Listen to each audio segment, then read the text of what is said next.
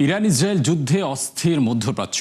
হামলা, আতঙ্ক, আকাশসীমা বন্ধে বাতিল হয়েছে 23,000-এর বেশি ফ্লাইট।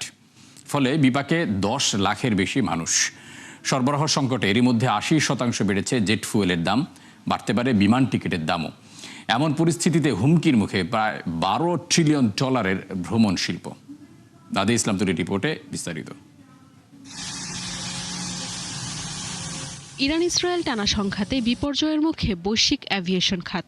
মধ্যপ্রাচ্যের আকাশপথে নজিরবিহীন অস্থিরতায় বাতিল হচ্ছে একের পর এক ফ্লাইট। যুদ্ধ শুরুর পর থেকে এখন পর্যন্ত 23,000 ফ্লাইট বাতিল হওয়ায় ক্ষতিগ্রস্ত 10 লাখের বেশি মানুষ, যা করোনা মহামারীর পর সবচেয়ে বড় বিপর্যয়।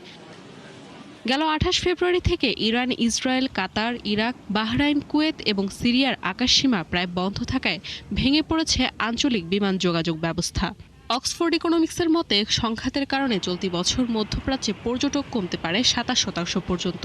ফলে ক্ষতি হতে পারে কয়েক বিলিয়ন ডলার। বিমান জ্বালানির প্রধান উৎস উপসাগরীয় অঞ্চল থেকে ইউরোপের আমদানির প্রায় 50% আসে, যার বেশিরভাগই হয় হরমুজ প্রণালী দিয়ে। চলমান সংঘাতে সরবরাহ ব্যাহত হওয়ায় হু হু করে বাড়ছে জেট ফুয়েলের দাম। যেখানে উত্তর পশ্চিম ইউরোপে দাম ছিল প্রতি টন $830, হামলার পর থেকে তা বেড়ে হয়েছে $1,500-এরও বেশি। বিশ্লেষকদের মতে, গ্রীষ্মকালীন ছুটির আগে জেট ফুয়েলের দাম নাটকীয়ভাবে বাড়লে বাতিল হতে পারে অসংখ্য ফ্লাইট। এছাড়া মধ্যপ্রাচ্যের আকাশসীমা এড়িয়ে বিকল্প পথে যাত্রায় প্রতি ঘন্টায় বাড়তি খরচ গুনতে হবে $10,000। এদিকে চলতি সপ্তাহে এ খাতে বিমা প্রিমিয়ামের খরচ বেড়েছে 18%। World travel and tourism council বলছে, এভাবে চলতে থাকলে বড় ধরনের হুমকিতে পড়বে $12 ট্রিলিয়ন অ্যাভিয়েশন শিল্প। নাদিয়া ইসলাম তুলি, 71।